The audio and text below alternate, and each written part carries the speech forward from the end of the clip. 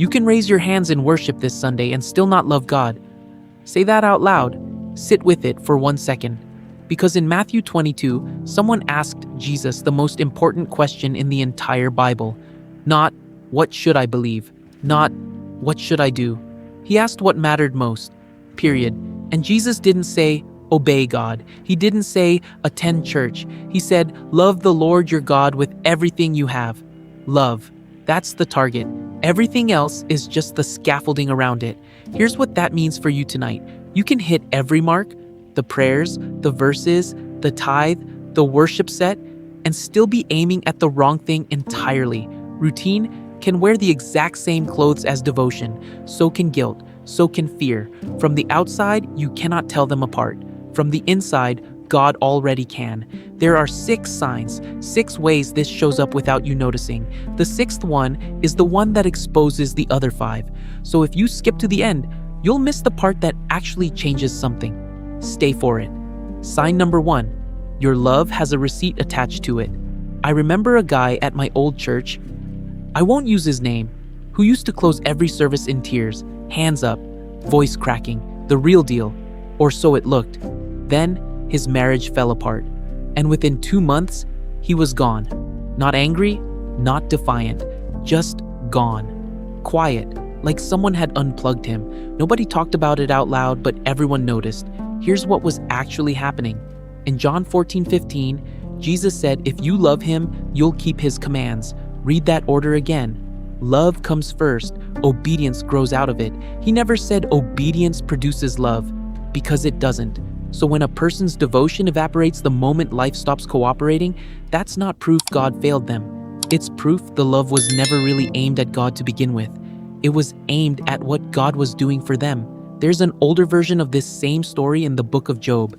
Before any of the suffering starts, an accusation gets made against him that Job only loves God because God built a fence of blessing around his whole life. Take the fence down, the accusation says, and the love goes with it. That's not just Job's test, that's yours. Would you still be here tonight if nothing about your life ever changed? No easy answer to that one. Let's make it harder. Think about what that fence question really does. It doesn't ask if you're grateful. Gratitude is easy when the answer already arrived.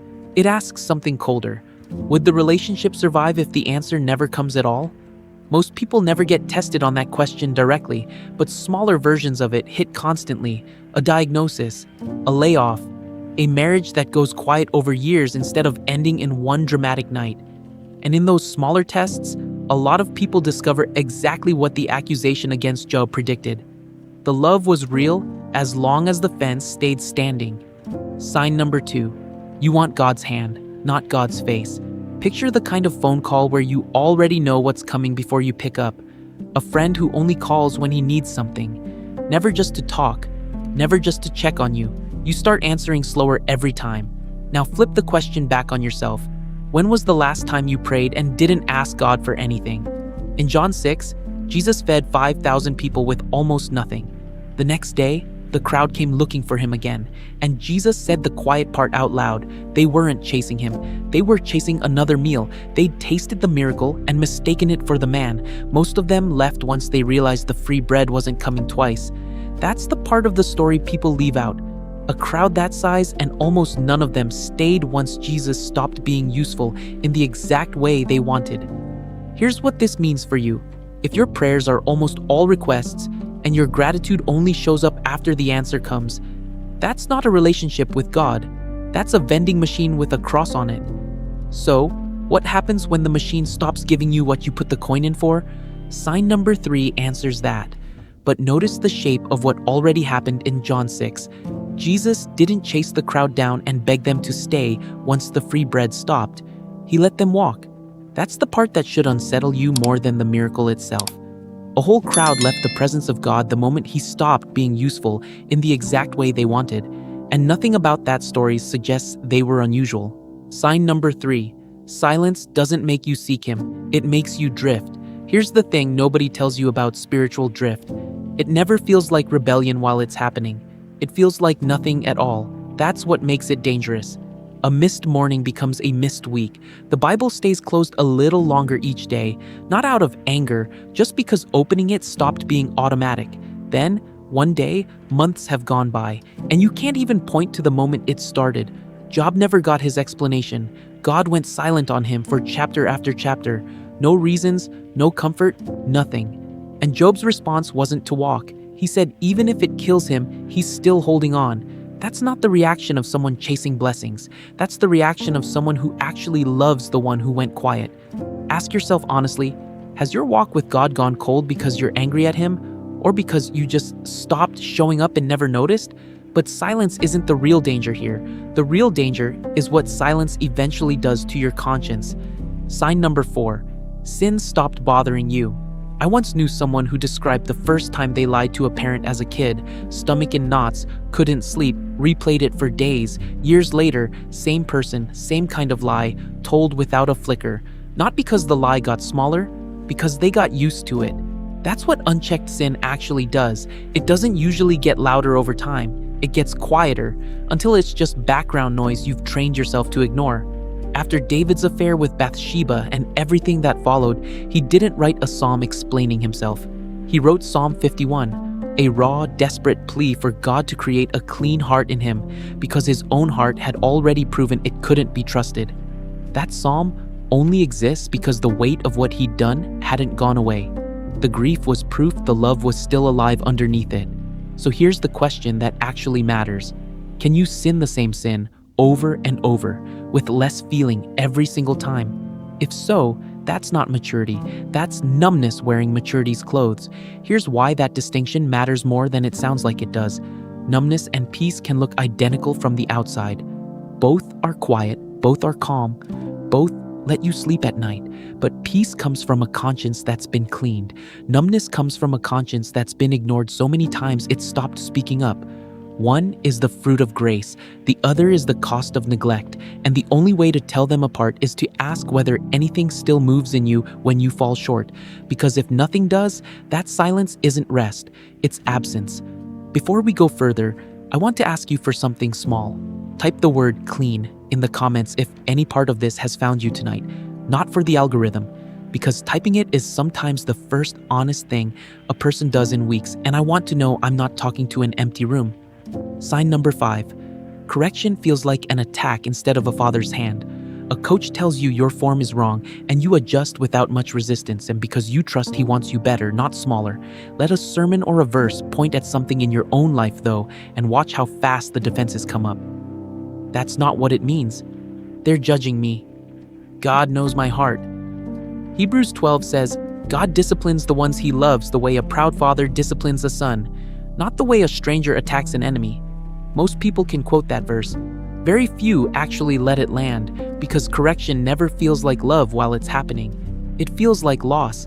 Here's what's underneath this one. If every hard sermon gets relabeled judgmental before you've even examined it, that's not discernment. That's self-protection wearing discernment's name tag, and self-protection doesn't survive contact with real love, because real love lets the truth in even when it costs something. That cost doesn't stay private. It shows up in every relationship you have. Which brings us to the one sign almost nobody catches in themselves. But notice what's really being measured here. It was never about whether correction stings. It always stings. It's about who you let close enough to say it. A stranger's criticism gets dismissed easily. No damage done. A father's correction cuts deeper precisely because you know he's not trying to hurt you. If every correction from God gets treated like a stranger's insult instead of a father's hand, that tells you something about how much trust is actually in the relationship. And trust is exactly what love is supposed to build. Sign number 6. You claim to love God and can't stand the people he loves. Remember this one. If you forget every other point, remember this. First, John 4:20 doesn't soften the language. It says, if you claim to love God while hating your brother, you're a liar, not confused, not immature, a liar, because you cannot love the invisible God while refusing to love the visible person standing right in front of you. I think about how easy it is to feel wrecked by God's presence in a worship set. Hands up, eyes closed, genuinely moved, and then get in the car 20 minutes later and say something cruel about a family member.